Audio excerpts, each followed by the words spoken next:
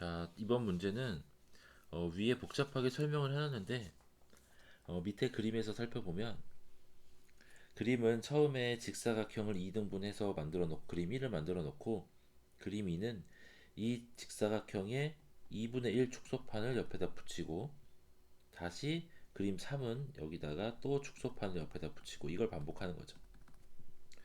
자, 이렇게 됐을 때 수열 A에는 왼쪽 위의 점 A1부터 오른쪽 아래 점 B1까지 최단 거리로 가는 경로의 수를 구하는 겁니다.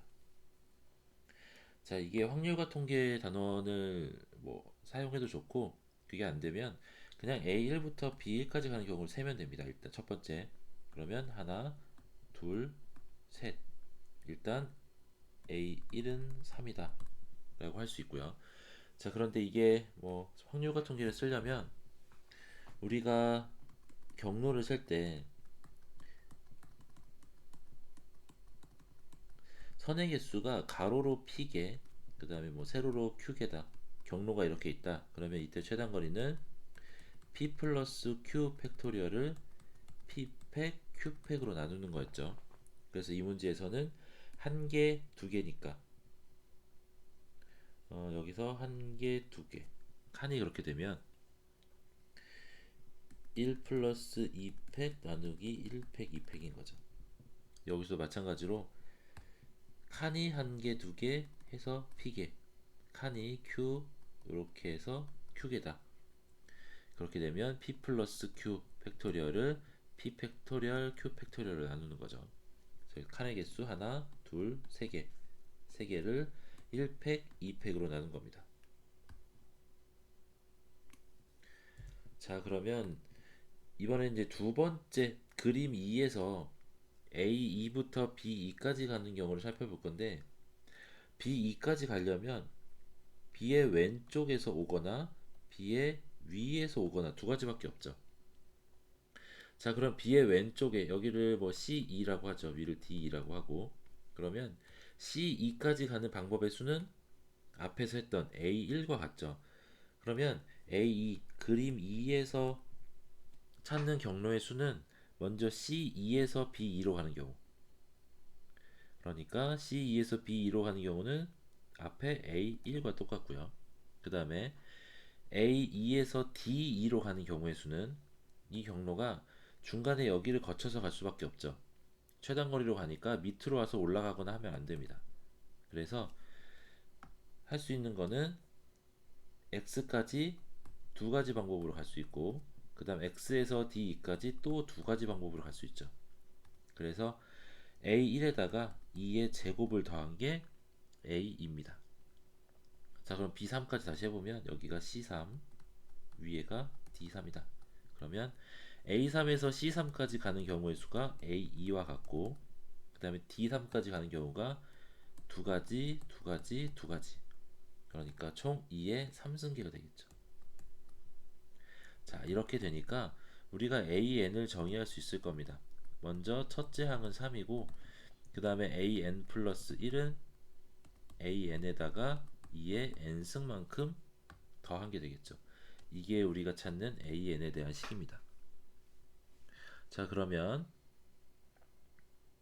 계산을 한번 해보죠. 이 밑에 식 우리는 A7에 대한 걸 구할 거니까 저걸 정리해야 됩니다. 1부터 대입해보면 A2는 A1 플러스 2, A3은 A2 플러스 2의 제곱.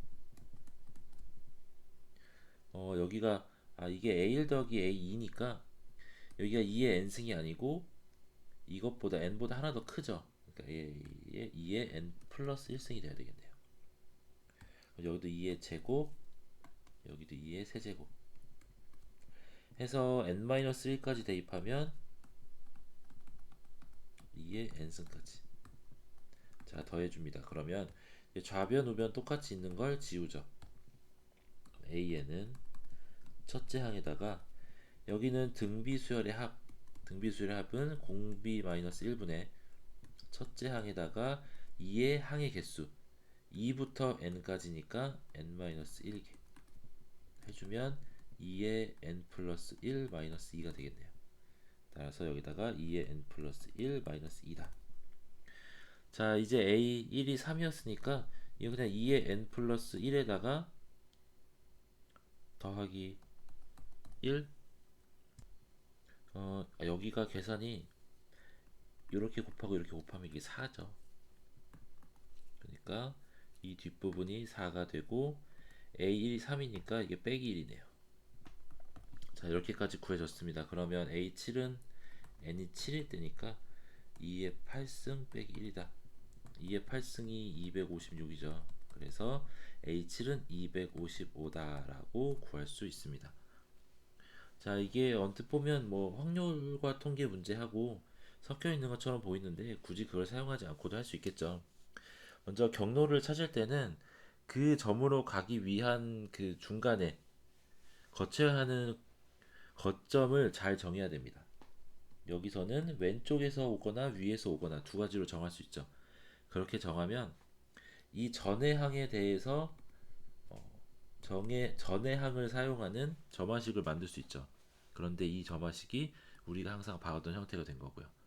그래서 문제 풀 때 규칙을 찾아야 되는데 규칙을 찾기 좋은 그 방법을 찾는 게 더 중요합니다.